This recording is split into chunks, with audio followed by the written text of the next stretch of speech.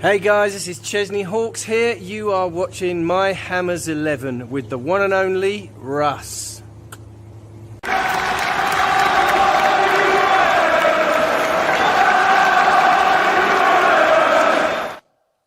everybody, Russ on the West Ham Network. Hope you are all safe and well, my friends. Belgium getting a lucky win just now. God, poor the Canadians.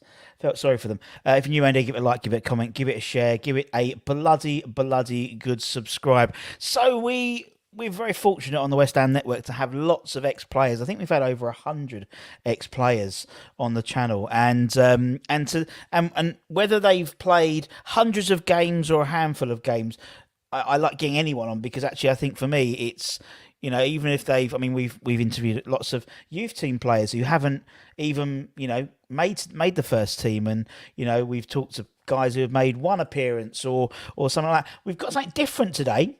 Actually, no. I think today's guest is our second loanee. I think, yes, maybe more. But we've got a gentleman who, at the tender age of 19, came to West Ham on loan for 3 months in a very, very turbulent time for West Ham. Let's bring him in. We'll talk more about it. He's sorted out his laptop. He's nicked off his son. His son's gone to bed. It's Matt Kilgallon. How you doing, man? How are you? You all right? I'm good, man.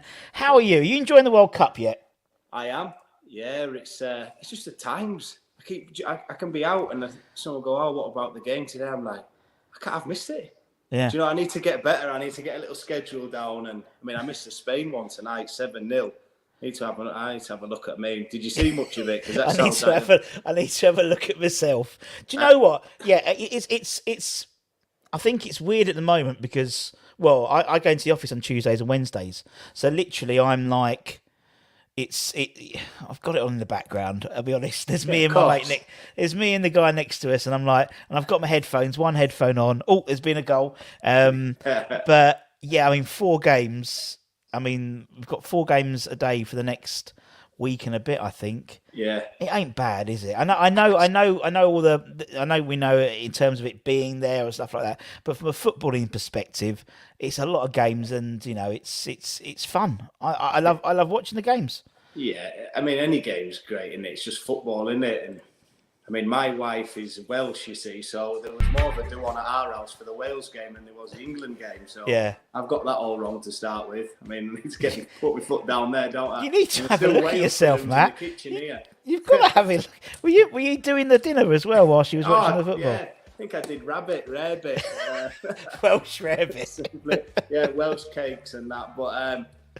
Yeah, it is. It's brilliant, isn't it? It's and at the start you're going, oh, you know, with everything that's going on, everything you heard, it's a bit like, oh, I might not watch it, I might not be that interested in it, and then as soon as the games start coming on, you can't help yourself, can you? And you get behind it, and you know, you're planning the Friday night, you know, because our local pub does the game on, and it's one of them now. It's get all the family down, who's coming, who's joining us, and be out and about again, watching it with a couple of scoops into us.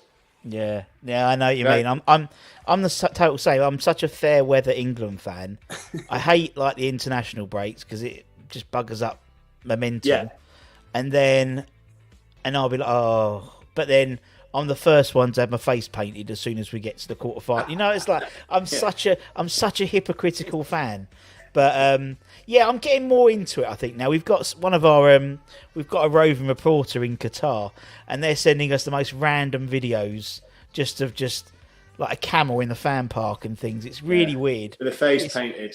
Yeah, and it's like they went on this boat ride around the fan park, and there was one English-looking England supporter, if that makes sense. Yeah, you know, because it was like it was very bizarre, very very bizarre, but. Look, it's there now. You might as well enjoy it now. And as you said, it's. I mean, it's 4 games in. It's almost relentless. It's like, you know, my wife was like really happy because obviously last Saturday was the last home game, and I was like, right, that's me until after Christmas. She was like, great.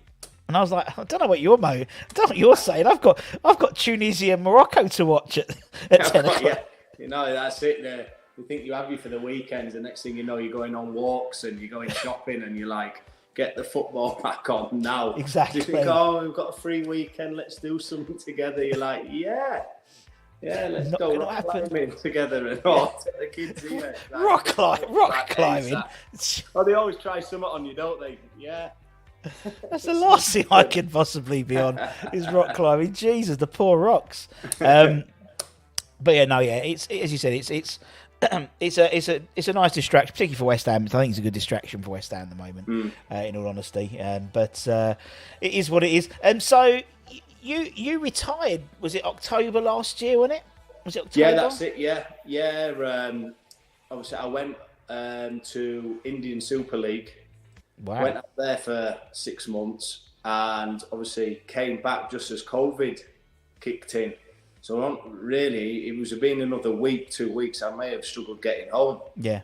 So just crept home in time, and obviously went into the COVID, into the lockdown, and everything like that. And when it was a bit of a strange one, really, because I was at home all the time, what I wasn't used to anyway because of COVID. You're at home 24/7, and then like everyone else was. But then it was almost, well, I haven't got a club either. What's going on? And as you get older, the phone's not as busy as it used to be. There's not the clubs going. Like you say, West Ham ringing you, going, "I'd love you on loan." Yeah. The good days when loads of clubs want you, and you start thinking, right, what am I going to do here? And is where I'm going to go make sense for me to do that? Am I going to come step back? So I went and played part-time for Buxton. I trained once a week and played on a Saturday, just keeping me fit. And I actually enjoyed it, to be honest. I was out there again. I had more free time with the kids and all that. And it suited me, what they said I could do. And we were top of the league, we were flying, we had a good chairman who looked after you. But then COVID hit again, and it was almost like, with the travelling, because Buxton from where I am, I'm sort of Knaresborough, Harrogate, was 2.5 hours. Wow. And then, but once a week, twice a week, no problem, But then it was another sort of 3 months without playing, and I just thought about it and had a chat and just said, do you know what? I'm not injured. I can still move. I've still got my knees and still do other stuff. I think it was just, and I was quite happy to come out of the game on my own sort of decision. Yeah. Not injured, playing till, you can't go any further, that your knees are knackered and all that. So it was actually quite, not a relief, but I was quite happy to call it a day. Yeah. Yeah, no, it makes sense. I mean, we've spoken to a lot of people when the time comes.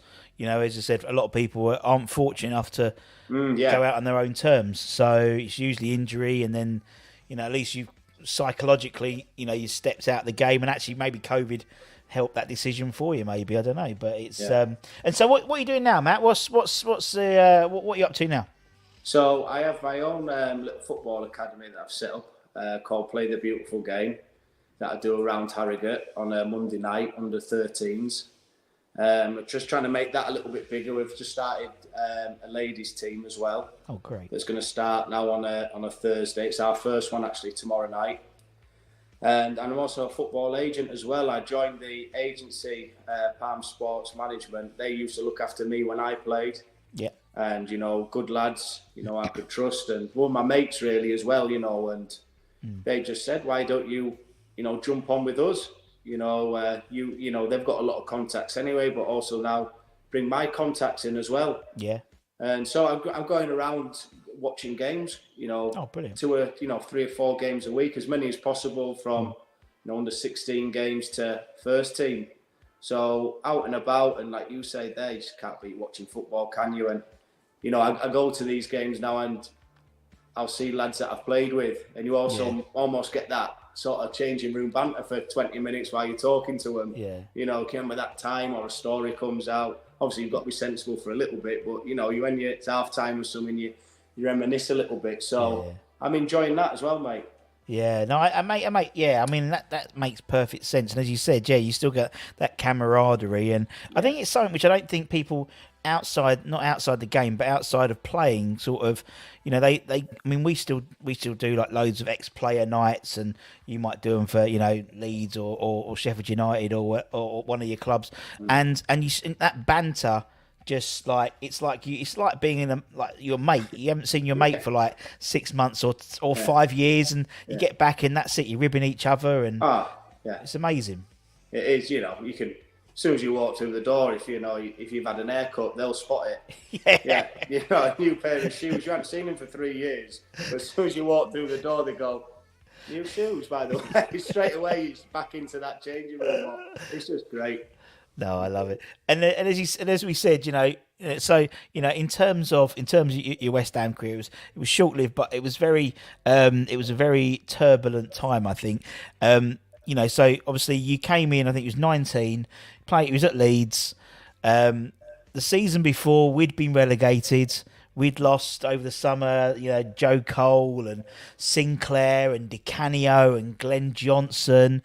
Obviously, Glenn Roeder was ill that period as well because Trevor Brooking came in to sort of try and keep us up. I mean, he almost did it. And then you signed in August under Glenn. Yeah. How did that happen? Because 19-year-old lads, what was do you remember what the mechanics were of that sort of loan spell? I honestly can. Like you say, it's when you asked me to do the podcast, we sort of had a joke, didn't we? We said, well, best start doing some research. It's that long ago, but time flies so quickly. Yeah. But I actually remember that I played for Leeds United in a reserve game at the West Brom, and I played well in it. I played well in the game and came home, and the next day I can remember where I was getting a sandwich. We had the next day off and I was in the sandwich shop and I just got a phone call off my agent that said, "West Ham want you." You're like, what? West Ham. I hadn't left Leeds. I hadn't left Yorkshire. It's not like I was jet setting around the world. So I was like, how'd you get there? I was like, right. And then straight away I'm thinking, that is a massive club. It's not like, at 19, your first loan is normally your lower league club. Let's have it right. It's League Two. I haven't played any men's football really. Been around the first team, obviously, but no reserve games to men's football. League football is a joke, really, the step up. Yeah. So I'm thinking, well, what's the crack like? And it was like, well, you need to be there tonight. I'm like, I'm like this with a prawn sandwich. I'm like, but now? So it was, I can remember it. And it was a phone call to mum and dad saying, listen, this is what's happened. I went back to my dad's house, picked some of my clothes up, and I just headed south, really. I mean, I've said the story before of just no sat navs then. Yeah. It wasn't put it in your phone, Google Maps. It was basically I jumped in my Ford Puma. And Ford Puma. Oh, you were living the life. That Ford Puma. My mum had one of them. Bright yellow. Hers was bright yellow. How good were they though? They were. It was. Yeah, they were really low, and they had I loved it, and I basically said to my dad, "Well, I'll see you soon. I'm going for 3 months," and I set off south, and I just remember looking in the mirror and him sort of waving to me, but I could see in his face that he didn't have a clue where I was going. So I headed south, and somehow I got to this hotel. I think it was just off the M25. The Swallow Hotel in Waltham Abbey, it would have been. That's probably exactly what it was. Yeah. And I pulled in there, and I was happy I was still alive and got there. Still 19 years old, and walked in, and Glenn Roeder was there, and I can't remember who else was there. I'm missing someone else there, but anyway, it was, and that was it. And Neil Mellor was there. Yeah, Neil would have been there. Yeah, at the time when I met him, and it was basically said the story of we saw you play last night. Thought you did great. It might have been Jason Robertson up front or someone up front that I played against, big lad, and I played really well against him. And says we think we'd love to take you on loan, and we want you, for this next 3 months. And I was like, yeah, right. So I signed it there, and that was it. And it was basically had a coffee with Neil Mellor after, and it was like, right, see you tomorrow training. That was it. That's how. Do you know what though? We've had Neil on, and Neil's story was almost as I think we picked up Neil on the way from Preston. I think we were playing Preston in the first game of the season, and Glenn basically said to Neil, "Oh, don't bother coming down south." Because obviously he's Liverpool, isn't he? So we'll pick you up. So they actually picked him up on the way to the game in like a service station. Just doesn't happen now, does it? It don't. No, as an agent as well yourself. Yeah, yeah. Oh, and it was basically go training the next day, and like what you said, obviously West Ham had just got relegated, but it was, walking in there, seeing the players that were still there. There were still some players there, by the way. Yeah. Mike Carrick was still there, Jermaine Defoe, David James. Yeah. Big characters. I'm 19 years old, going, wow, this is proper, this. And honestly, considering I'd kicked the ball in anger for Leeds United, the way they treated me when I walked through the door, all the staff there, was unbelievable. Yeah. Honestly, it was like I played 300 games. It was like I just moved there for £10 million. Yeah. It was like, right, where you staying? We'll get you an apartment sorted. Don't you in the hotel too long. What number kit do you want? Where do you want to sit? What change room do you want to go on? It was just, they were amazing. Honestly, absolutely amazing. And do you know what? I've been back and I see them there still.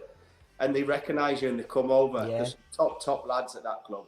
Yeah, they are, man. And I think you're right. I think once you're in, you're in, so to speak. It's and that's sort of what we get. We've obviously interviewed lots of players, and they have slightly different sort of origin stories, but they all end up. As soon as I got into the changing room, I was made to feel welcome. As you said yourself, 19, barely kicked to get a ball for Leeds. Yeah. Now you're in this dressing room with people like Thomas Repka, and I mean, that's what I said. I said, what chair do you want to sit? I said, far away from Thomas if possible, mate. If you don't mind. I love it. Once you got to know him, he was an all right lad as well. Listen, you don't go near him in training. No. That's what I learned. But once you got to know him, he was actually quite a funny lad, and he was all right. But animal of a mate, man. Yeah, wow. Yeah. He still scares me on Instagram when he. Yeah, because I'm trying to get him on, but he doesn't speak very good English. Yeah, and even when he responds to like a message, it still scares me. And it's like he's in the Czech Republic and he doesn't know where I live, but he just like even with like he puts up a thumbs up. It's almost like it's a thumbs up. It's not like it's a right, mate. Top boy. So obviously, So as we said just before we started, so Glenn signed you. And a few days later, Glenn's gone. I think about 3 days after he signed you, and then Sir Trevor takes over. Yeah, that was it. So, what does the 19-year-old Matthew think about that? Do you know what? Right, I was so buzzing that West Ham wanted me, and a big club like that, and because I was a young lad, I didn't even think about it. Yeah. I don't think you do. I think maybe some younger lads might, but me, when I was that age, I just got on with it. It was almost like I didn't think about who was in charge. It was just, well, I'm here, produce. This is a great opportunity for you. I know Glenn obviously liked me, Glenn Roeder liked me, and obviously, but I knew how much Trevor Bucking was involved with West Ham, so I knew he'd know about me anyway as well. Yeah. It wasn't like he was coming in and going, oh, who's this lad here? Yeah. With all the spots and all that, he knew I was from Leeds United, and I just thought, just want to impress him. Yeah, that was all. It wasn't, oh no, it's not fair now. I might as well go back to Leeds because the manager wanted me. It was like, well, what about him? What about that for a name who's in charge now? Yeah, why don't I impress him as well? Yeah. That's how I thought about it, and I just thought I'll just crack on. Yeah. Yeah, that makes perfect sense. Yeah. But I mean, with and also, I mean, obviously, you must have made an impression on Sir Trevor, because a week later you make your debut, and you start. You don't just you're not on the bench. You start against Ipswich away. I think it was Ipswich away, and you start. So obviously, you've made an impression with a West Ham legend and an England international. Now a Lord, a Sir. what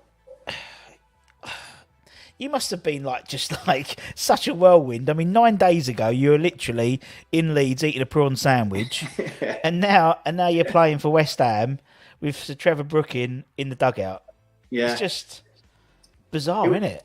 It was almost. I think I played left back as well. Obviously, I was a centre half, but they went there, and I think there was injuries while I was going to play. Let's have it right. I wasn't stupid. I knew I wasn't going there to play and be first choice at centre half. You had Ian Pearce there. You had Christian Daly. Yeah. Repka could go centre half. Another good prospect, Anton Ferdinand coming through. Yeah. You know, it was, but they were always short at left back. So most of my time, I think when I did start, was at left back. And when I did come on, I'd only made 3 or 4 appearances, I think. But I played left back for all them. But I knew it was about experience, being living away from home as well. Definitely. And training every day with top players. And it made me into a man, really, being so far away, you know, cooking for yourself. Yeah. You know, living on your own, you know, all this. So in London, you know, I mean, some of the clothes I was wearing, and when I came back to the north, people mullered me, mate. You know, I was walking around like I cracked it, you know, but no, it was good times. And I just had the attitude of, and also what I wanted as well is I wanted West Ham to say good things back to Leeds United as well. Yeah. That was another thing for me in my head. So I just got on with it and just wanted them to say good things back to Leeds. Yeah, that makes perfect sense, man. Yeah. And I think, you know, and also, I mean, it was only, you said 4 times, but I think, you know, I think there's millions of people in the world who'd swap that just for once their life, just for that once to walk out at Upton Park, you did get to do that. You know, you got to walk out at Upton Park in front of 30 or 30, I know he was on the bench that day, but you know, 30,000 people. Yeah. But also at those 4 games, the last one, and I mean, actually, I think all the 3 league games you won. I think you kept 2 clean sheets as well. So you know, very good. And then that last game was in the Cup away to Tottenham. So not only are you playing Championship football, you're playing for West Ham, but then you go to Spurs. Exactly. And just the cauldron that was White Hart Lane as well. I mean, crazy, isn't it? Yeah, mental. You know, you hear, obviously, I'm from the north, and you have your sort of rivalries up here, and you hear about the southern rivalries, your Tottenham, West Ham's, your Arsenal's, West Ham, Arsenal, Tottenham's, all them. And, you know, and I played centre half that day. I think the day before, Ian Pearce went down and did his knee. And was Pardew in? I think Alan was in charge by then. That's what I was going to say. I'm pretty sure Alan was in charge by then. Yeah. Yeah, and it was the same attitude again, really. When Alan Pardew came in, was okay. Then let's impress him now. And I think he took a little bit of a shine to me, to be honest. Did Alan Pardew, and he had no hesitation putting me in. He just pulled me and said, "Well, listen, Ian's done his knee. You're in." I was like, "Okay then." And next thing you know, I think we played up against Robbie Keane and Canute. Was it Canute, wasn't it, for Tottenham? Well, yeah, because I think he'd moved to there. He'd moved from West Ham to Spurs then, I think. Yeah. But so it's them two, you know, in a derby game, and I played really, really well. Played well. I think no, was it Bobby Zamora actually? I think Bobby Zamora scored in extra time. Yeah, it was extra. It went to extra time. It was 0-0 after 90 minutes. It went into extra time, and Bobby Zamora scored. But I mean, White Hart Lane, another, like you say, a cauldron, really tight pitch. Like the fans feel tight to you on the pitch, and crazy really. Look, and what you just said there, from playing reserve football into thrown in, and you see a lot of lads sort of these days now, I'm sort of in the agency, where they worry about low moves and go, is it a little bit too far away? Oh, that's a bit far. Or I always say to them, I can give them that experience of saying, I did do that and I went, obviously, and I had to move. you know, and I lived away for 3 months, and it was the best thing I ever did. The amount of friends I've got from there that I still speak to, and how it made me grow up as a lad that, you know, you can't have your arse wiped all the time. You've got to do it yourself. And for me, it was the best thing I ever did. And plus, being at West Ham, it was just an amazing time. I loved it. And I think you're totally right there. I mean, we've interviewed lots of players who may have could have easily stayed around the West Ham squad. Young players, people like Izzy Ickpen, Lee Hodges, these guys, Adam Newton, these guys dropped down divisions because they could have stayed at West Ham and they may have got like an occasional cup appearance. But once you've got that bug for first team football, you know, you go anywhere for it. And I think, I totally agree. I think the loan system's fantastic for kids to give them that opportunity. As you said, you know, it made you the man. It's only 3 months, but the experience is invaluable, really, in terms of your progression. Definitely. And it's the, you know, I think even back then it was just reserve football what I did. And it was sort of, you would play against first team players because reserves back then were the lads that didn't play in the first team. On a Saturday, you'd play on a Tuesday. So now it's a little bit different now with the sort of 21 set up here. Yeah. It's a little bit, it's not false, it's very good standard and but it's not your men's football where, you know, you're up against someone. And I just think for these lads to go out on loan it's brilliant for them, and it also makes the manager go, "Okay, he go out on loan. He wants to go play men's football and show what I can do." Do you know what I mean? That experience. But going back to when it was my time to go back, Alan Pardew, it was like 2 days before my loan was up, and he said, "I want to keep you for the rest of the season." And I was like, "Whoa!" He pulled me in the office, and I just thought it'd be, well, thank you very much, you know, and it probably wasn't long after the Tottenham game, to be honest. Yeah. And he just said, listen, I'm going to speak to Eddie Gray, I'm going to ring Leeds United, and I want to keep you to the end of the season. So I was like, well, okay, you know, you've got to think the players were at Leeds United at that time. I was never really getting in that team with the centre-halves that were there. It was high. So I said, okay then. And Eddie Gray said, absolutely no chance we want him back. So I was back. That must have made you feel good.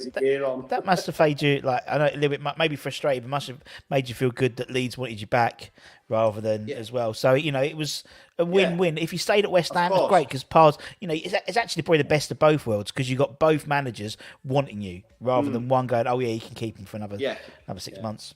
Yeah, so, and then when we don't want him, you know, exactly. And that can happen. But going back, like, really good times. I've still got the shirt that I played in with all the signatures on, all framed downstairs and stuff like that. It was good. Love it. If there was, I mean, Len's got a little question here. You know, would you wanted to have signed permanently at West Ham, or were you always, or did you see it as almost like a chapter, and then you're happy to go back home, really?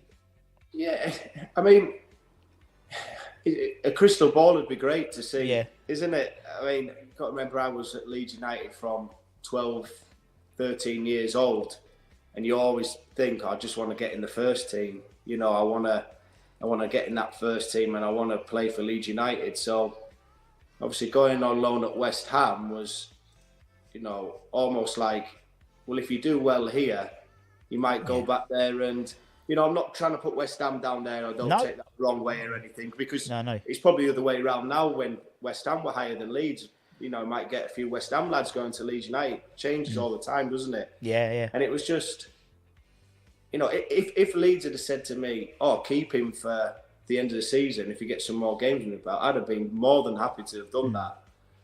But if they'd have said, you know, if Leeds had said, well, do you want to buy him? Maybe I'd have been a little bit at that time, I've been there since I was 12, you know.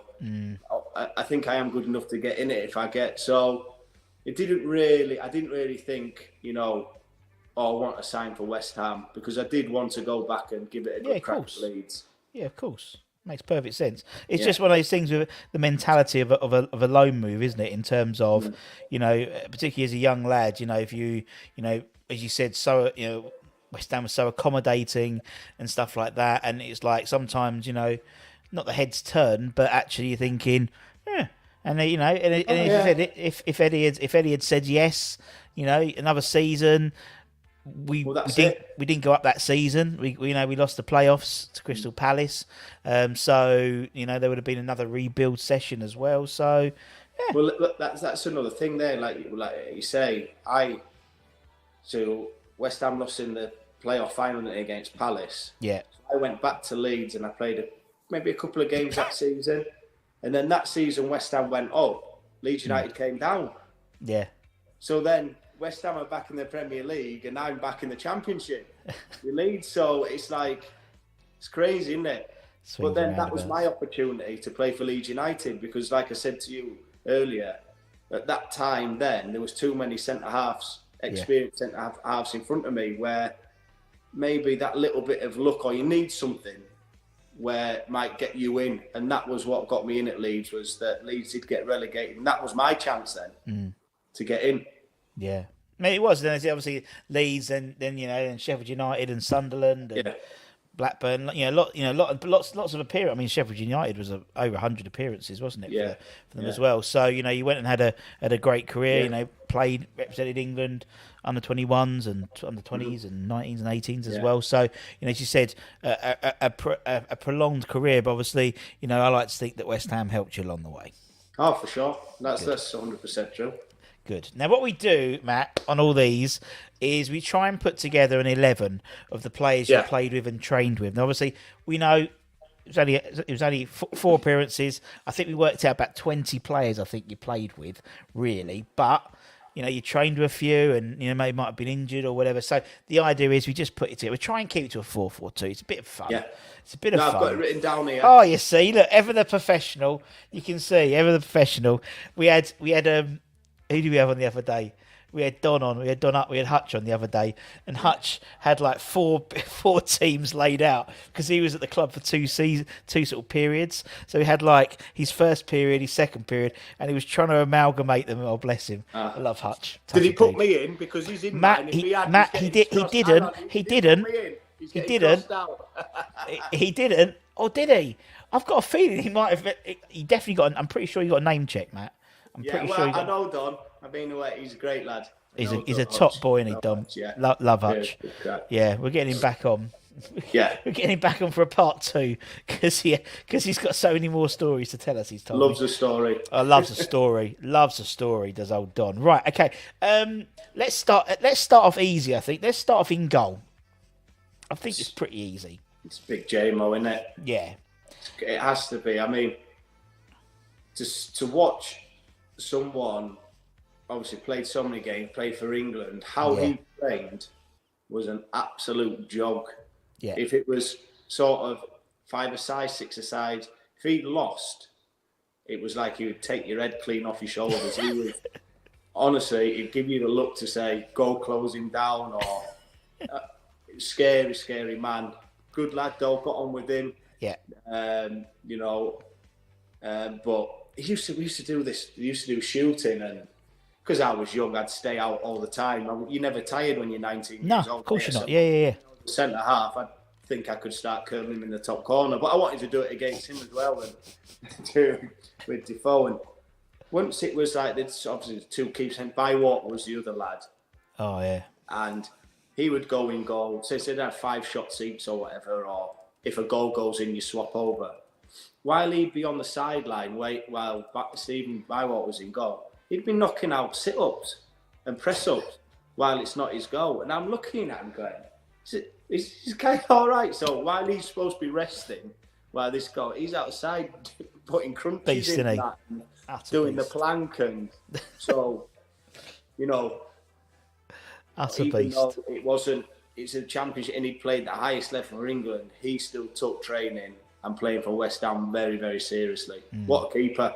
What a keeper. Yeah, top man. We've had J-Mo on. Lovely guy. Because obviously, the season before the season we went down, the season before then, we'd played really well. I think we finished 7th under Glenn. And then we had that season where we went down on 42 points. And then if you ask any of that lot, him, Sinks, anyone, go, how did we go down that season? They can't tell you.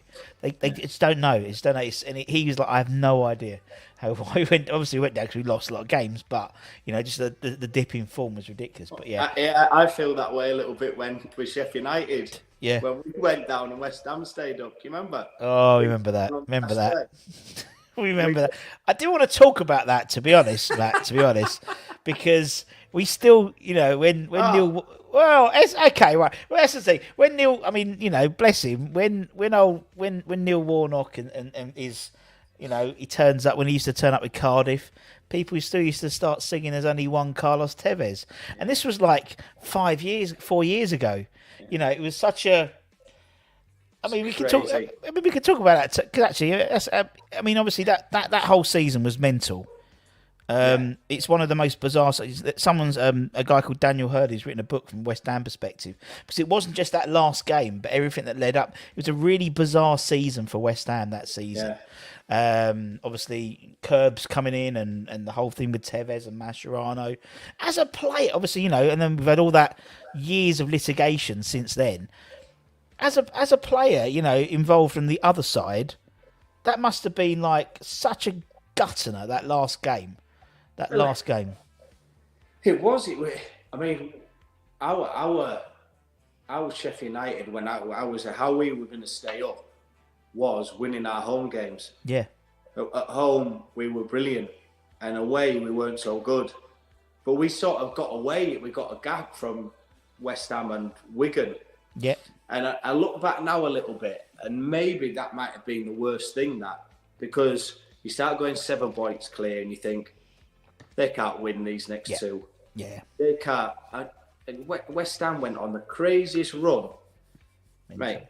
Honestly, I think you went Everton, and I can remember. I think we were playing Aston Villa away, and you and West Ham. I'm sure it was Everton. Came and beat Everton away before, and we were just about to go out and play Villa, and it came. You were way warming up, and it came up on the scoreboard, and you go, no way, right? So then it went down to 3, and then it went, and then even on the last day of the season, we had Wigan at home. So you're almost looking at each other in the tunnels, going, lads, should we just have a 1-1 here or what? Yeah. Both up, because they can't beat Man U at Old Trafford, and then you went there and did it. And that's what mental. It is. It's football, isn't it? And it's that's what it's all I about. think we went the last 4 games. Won the last 4 games on a spin. Yeah, I think it was Everton, Wigan, Bolton, and then Man United last game of the season. But a bizarre, very strange season. Yeah, very very strange, man. Right, okay, so put Jamer in goal. Yeah, let's go left back. So left back was one of them where struggled a little bit because at the time I was there was a lot of injuries. There wasn't anyone who really cemented it down. It was a lot of changes but I put my pal in. I put Anton in there. And I'll give him a little mention because when I was there we were good pals, and I've seen him. I was at Sunderland with him as well, and I've seen him play left back a couple of times. Lovely boy. Yeah, a great lad, and tell you what, he played well when he was at West Ham in the Premier League, by the way. Yeah, good player. Right now, because I wouldn't say I didn't see it. I knew he always had potential, but with Anton, it was more like, is his head going to be? Can he concentrate long enough for the Premier League? And I tell you what, if it was maybe 2-3 seasons, he was probably one of the best centre halves in the. Yeah. Wasn't he? Yeah, I think he's got one of him and Maria have won the accolades of being the only brothers to have picked up Premier League Player of the Month trophies. Yeah, he was telling me that. He was telling me that the other day. Oh, of course he would have. Still telling me about it. It was like 15 years, about 17 years later. But I think it was a lovely bloke, Anton. A lot of time. Yeah, I had some good times with him, and we'd go out for meals at night, and it's good lad. Still keep in touch now. Left side centre half, Ian Pearce.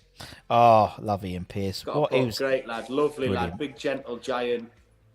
But I tell you one thing, he had some feet on him. Yeah, I mean, everyone just thought he was a big bulldozer, head everything. He'd bring it down and he'd clip a little ball out. Yeah. He'd loved a little Cruyff turn, and I didn't mind him at all. If you looked at him, you'd have gone, oh, you know, he'll just header it, he'll just boot it. Not all. Not all. He was better than what I think he deserves to. I think people don't really give him a shout, do they? Yeah. No, I mean he's in my, because obviously what we do is for fans, we've interviewed hundreds of fans, and we get them to put their 11s together based on the players that they saw. So obviously I can't put Bobby Moore in because I never saw Bobby Moore play, but obviously he'd make an ultimate 11. But Piercy was in my 11 in centre back because I mean in the season we went down, he ended up going up front. He was up front for a few games, and it's always good for the old Championship manager. And you know, and the old fantasy football league to have a centre half who can play out. Chris Sutton was always the same as well. Yeah, he did. Big Dion Dublin used to do it. Big bit Dion, as well, didn't he? Yeah, big homes under the hammer. They could. Yeah. That's what you like to see. That sort of diversity. But yeah, Piercy's great player. Great player. Yeah, big fan of his. Christian Daly. Oh, the love of my life. Yeah, he's big. Great leader. Great in the changing room. Would header a double-decker bus, wouldn't he? Yeah. I mean, even the picture there, he's got claret on him. He's got blood on him. Yeah. It's probably, easier finding a picture with a cut on him, isn't they? Or a bandage than one without. Still, and he's got those, and he's very much a cult hero at West Ham. You know, he's got the song, you know, I want curly hair too. You know, you love my life, sleep with my wife, that type of thing. And it takes a certain player to get that cult status. Yeah. Did you ever have a chant?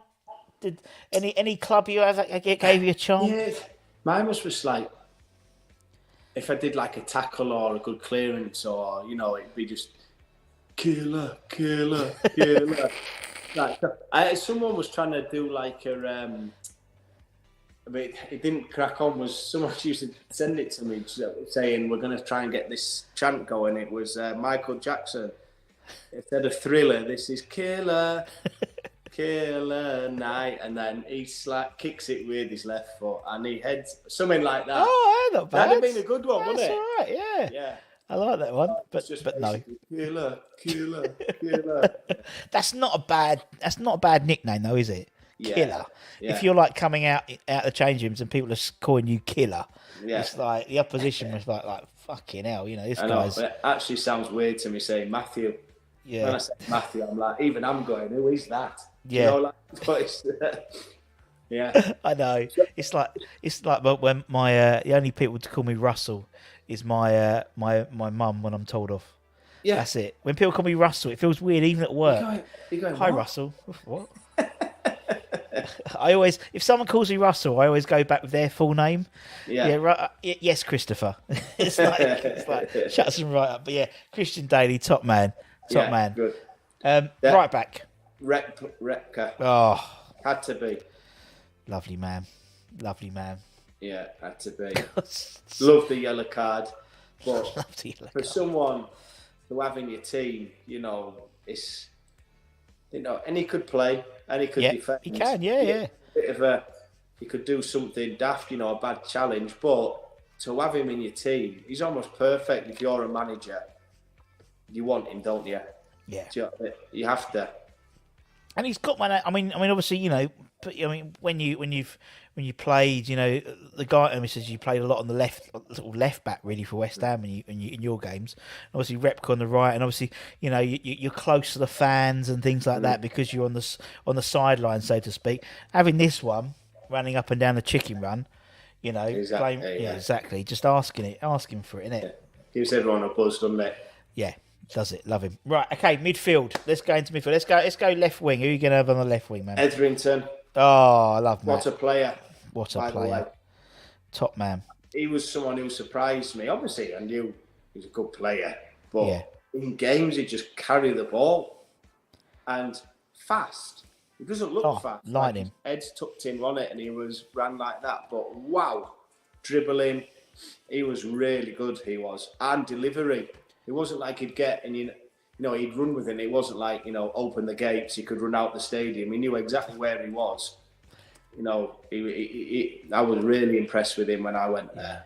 Top man. He went on to have a great career from there, didn't he? Yeah, great career. A lot of games for West Ham. A lot of games. West Ham, loads of West Ham. Did he go Tottenham then? Did he? It was Tottenham before. Before. Yeah, and he came from Tottenham. Tottenham, that was it in there, and just a good Stoke. player, mate. Yeah, top man. Yeah. Yeah. And he's like that one of those sort of one of those throwback wingers. That's You it. know, Yeah. like on a left-hand side, and he's left-footed. He doesn't cut inside. He gets to the byline. Chips. Football can be a really easy game when it's played simply. Yeah, And loved Matt. Top man. Lovely guy. Yeah. Okay, Good. we'll put him on the left wing. Who's going to go on the right wing then? Right wing. So, I mean, what you've said there. Now I'm going to put him in. I put Hutch in centre mid, and then I thought I can't leave Michael Carrick out. But then I didn't really play with him, and he wasn't there that long. But I trained with. Do you know what I mean? So Yeah, I mean, like, if you play with someone like Mike, even if you trained with him, or even if you're on the same pitch with him, I think it's fair enough. So yeah, so we'll then. Put Hutch in then. So Hutch is going right, but inside right because he's got zero pace. Yeah. But he's coming in. He's coming in from the wing, and for them headers. Has he told you about the goal he scored against Scotland, against England? Yeah, once or twice as Hutch. Yeah, once or twice. Although I did notice he's finally caught COVID after 3 years of dodging it. Yeah, I saw his Instagram the other day. Story today, did you? But hey, what a great lad! One of the funniest people to have in the changing room. His one-liners. I've had I've been away a few times in, obviously when it was end of season with him in like Marbella back in the day, and we've had some funny nights out. Wow, funny lad, good lad. But what a player, by the way. Great player. Another great top player. I love what I call a boomerang player when they go and come back, and he's a boomerang player, and he came back, and probably I think the first time he had a really good time, second time was slightly differently. Got injured quite a lot when and mostly Glenn brought him in, but top lad, and a very funny man, and he scored against England. Apparently so.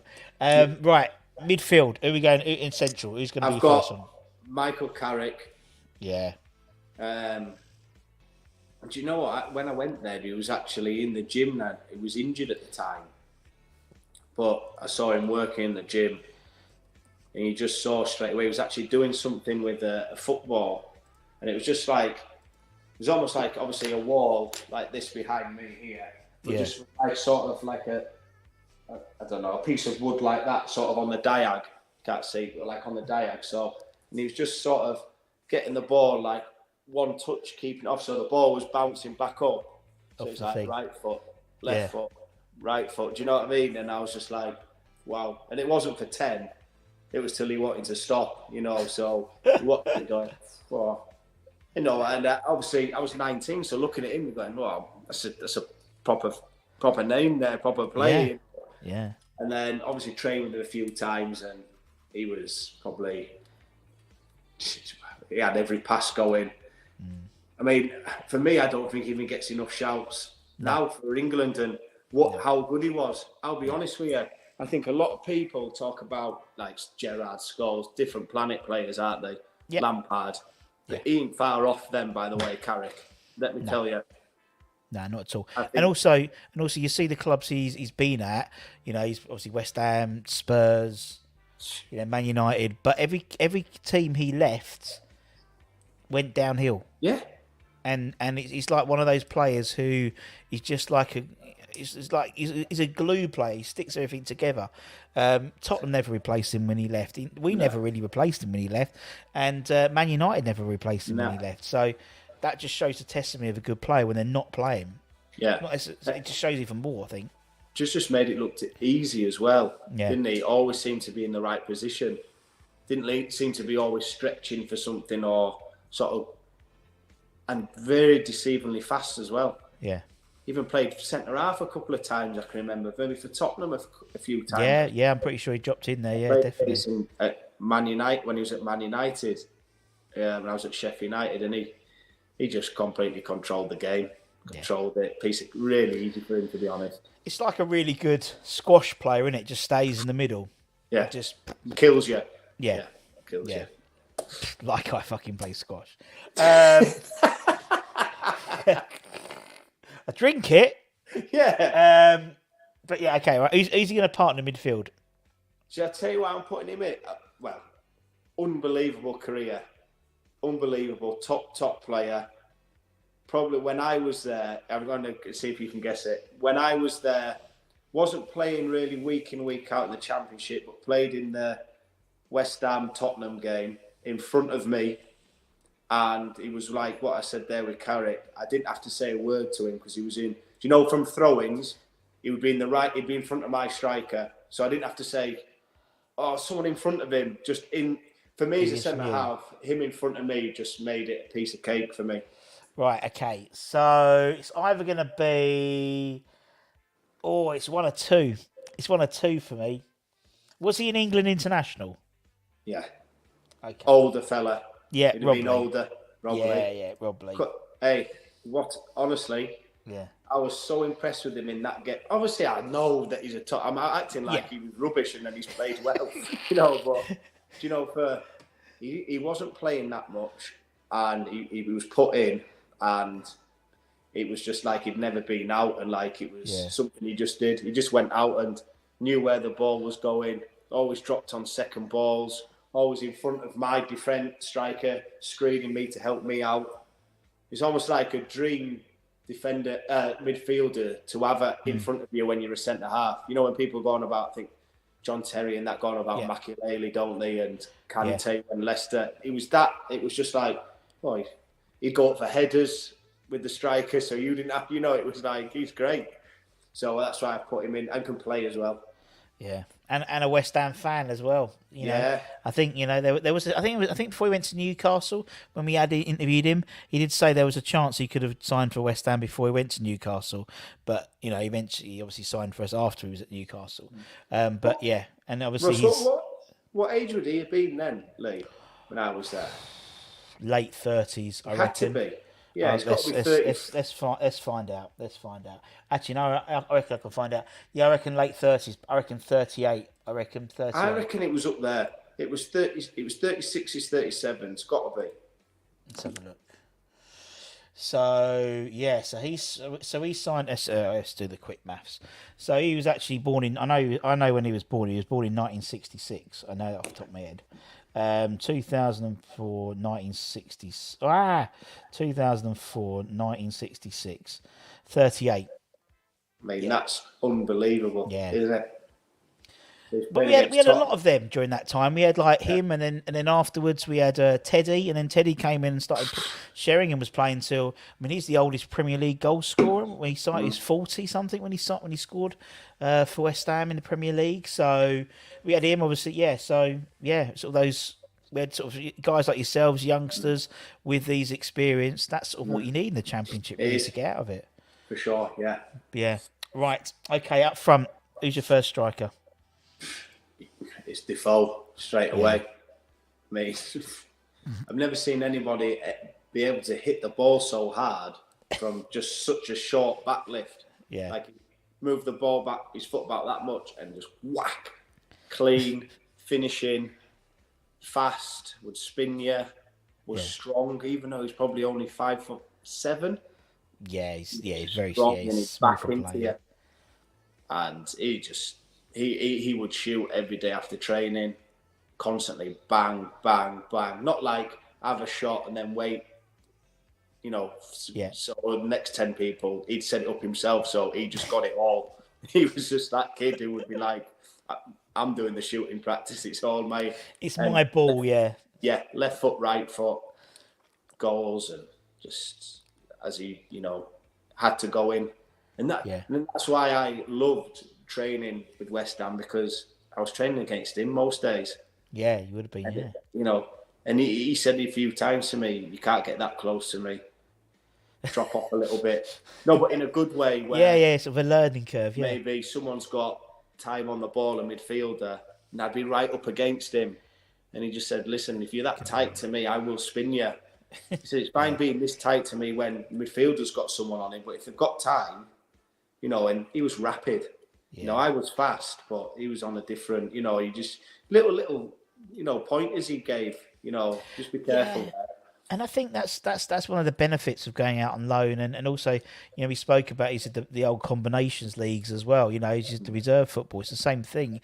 You sort of pick up these things which you might not necessarily get if you're playing with your own age group. And as you said, like the virtues of, we've had people like Pat Holland on, who's spoken about, we spoke about sort of the under-23s and player development and stuff. And I remember interviewing Izzy Itkipen, and he spoke about, he never actually played first team football for West Ham, but he played reserve team football, and he played with Ian Pearce, and they were playing Spurs in a reserve team game, and Les Ferdinand was giving him the runaround, and Les must have been late 30s, was giving him the runaround. And Izzy was probably a foot taller or whatever, but Les was just doing him all the time. Yeah. And Ian just took him aside and went, look, just gave him the little pointers, and then he controlled Les Ferdinand for the rest of the game. And as you said, someone like Defoe's, I guarantee you you were never that tight to any attacker from then on in your career. Just that little bit of advice. It is. No, you've cracked it. It's exactly right. And that's what you get going out to go play men's football, where these lads have got that advice and have played against top centre halves and can say, listen, don't do that. I mean, they probably won't even remember that. Yeah. But for a young lad at sort of just 19, that sticks with me forever. There's another one, Craig Bellamy said something to me in a game as well. When he was at Blackburn, and I think I was at Leeds or Sheffield, and he said something, I came out, he had the ball, and I came out, and I left my striker in there. And he says, don't do that. He's like, let you have to make my mind up. Don't you sprint out and, you sort of made my mind up there. You have to make me guess and stay in. So it was little things like that. He won't remember that, but as a young lad coming through, you do, don't you? Yeah, of course. Something with Defoe there, I can remember thinking, yes, you know what, he's right. I am far too tight. We're on the halfway line here. It's not like I'm on the 18-yard box. Yeah. He goes in and spins, So, little things like that for me going out on loan and learning and training every day against Defoe. Brian Dean was there. Yeah, Dino, yeah. Brian Dean, and, I couldn't see the ball if he was stood in front of you. Yeah. And that someone you definitely couldn't get tight to, because if he grabbed you, you're dead. Yeah, you'd know about it. Dead. Old Dino. Old Dino. I have put Dino in. I tell you, I went for lunch with Brian Dean last week. He lives round here now. He'll be happy. Yeah, I have put him in. I had to put my mate Neil Miller in. Oh, lovely I had to put him in. What a goal scorer, though. Yeah, lovely guy as well. Great lad. I lived with him for 3 months. Like I said, West Ham really looked after us. Put us in our apartment in flipping, what's it called now? Repton Park. Repton Park. Oh, hello, Repton Park. Very posh. I was living the life. I was having coffees with Blue. You were. The lads out of Blue. Yeah, Repton Park. Yeah, lovely round there. Loughton and round there, and lovely. Absolutely lovely gaff, and we had a play. Ronnie O'Sullivan lived there. He does. Yes. Yeah, he does. Yeah. He'd go out of training and he'd be coming through the gates or whatever. It was like they just looked after us, and we lived together for 3 months, and we had some good crack there. Yeah. Good lad. But he was a handful to play against. Obviously, I can imagine. He went on to different clubs, and I think I played against him against Preston when he went to Preston, and always gave me a tough game. Always. Yeah, and he's a lovely bloke as well. And again, when he's similar to yourself, he speaks very fondly of his time at West Ham and how it sort of helped shape his career and stuff. And, considering you only play 4 games, that ain't a bad side. It's all right, that, isn't it? That's all right, that is. I like it. Yeah. I like it. I am happy with that. If it kicks off, I am more than happy with that side. Well, everyone, look at that. James, Daly, Repka, the rest of them can go home, couldn't they? Hutch would have a go, wouldn't he? Oh, yeah, he'd stick an headbutt in, but I think you only need the 3. Glasgow kiss, yeah. Piercy could probably throw if he needed to, but he's a lump. Teddy bear, isn't he? He's a lump, though, isn't he? He's a lump, old Piercy is, and then Defoe can run away when it all kicks off. Sounds good, man. Matt, it's been an absolute pleasure, my friend.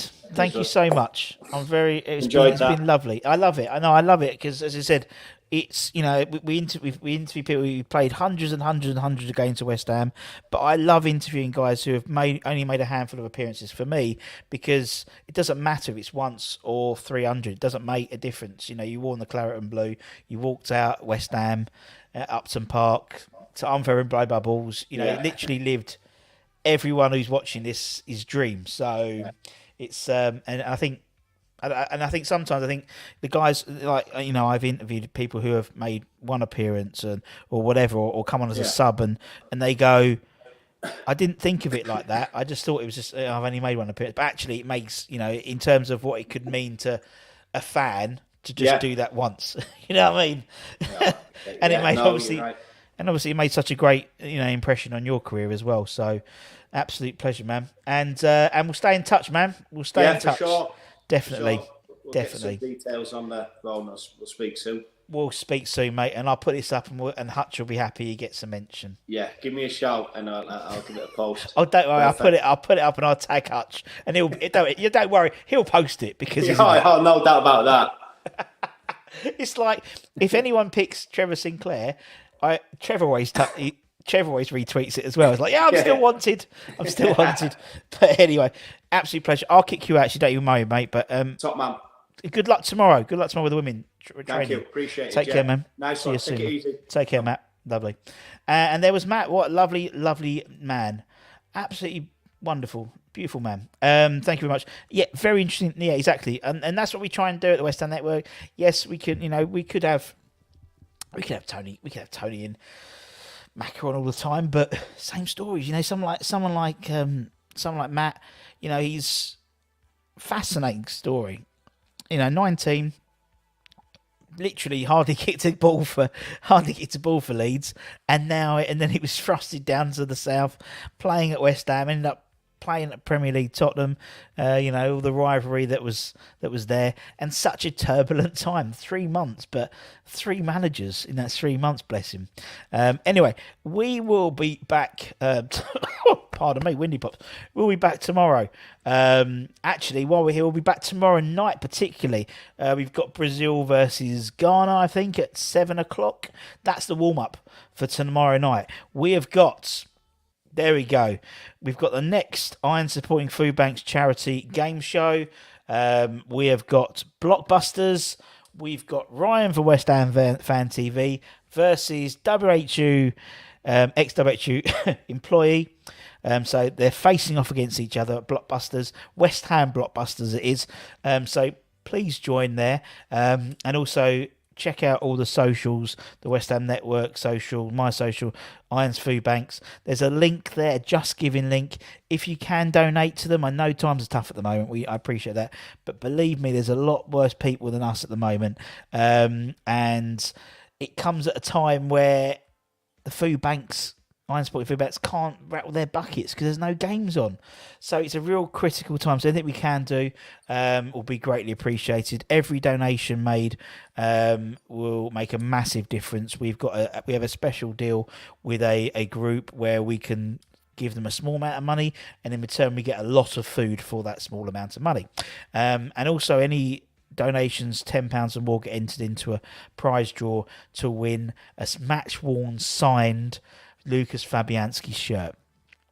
So if you donate a tenner, you get 1 entry, 50 quid, 5 entries, so on and so forth. We'll be back tomorrow, probably with a daily show, definitely with Hammer's headlines, but we're definitely back at 9:00 for the Blockbusters game show. So please make sure you check that out. If you're new around here, where the hell have you been? But feel free to subscribe and like and all that good stuff. We have got a whole back catalogue of all of our interviews with the ex-West Ham players and celebrity fans and stuff like that. It's available on YouTube. It's available in the in the playlist. But also what you can do if you really want to is go and check it out on the website, westhamnetwork.com. There's an interview section, and we've uploaded all the ex-players. We've got some other ex-players lined up over the next couple of weeks. Again, some who haven't played a lot of games for West Ham, who've got really interesting careers after West Ham. One who's coaching in the MLS, one who's another football agent, and a few former Hammer of the Years coming on as well for a good old natter. Good old Natter. Because they've missed DJ Russie B, basically. They messaged me, want me to come back on. And also, we're going to sort out Don. We're going to get Don's part 2 back in soon. So make sure you check that out. If you want to become a channel member, there's a little button down there, join button. Feel free to click it and join. You automatically get entered into all of our prize draws. We'll be having our next prize draw for December, which will be the week after next, where there'll be a signed one of these notebooks. Got one of these notebook things. Retro notebooks. This one's Budgie's one. He won the last one. I still haven't sent it off. I do apologise, Budgie. But we've got one signed by Tony Cotti, and we've also got one signed by Trevor Morley. So that'll be next week's. Also, keep an eye out. We've got Holly. Holly, we're doing Twitter all about this weekend. We've got Irish Tommy on Friday night as well, doing a late show as well. Loads of stuff coming up as always. But take care, stay safe, stay warm, stay lucky. And as always, I'd like to thank all of our channel members at the end of each show. So bye-bye, cha-cha for now, bye-bye.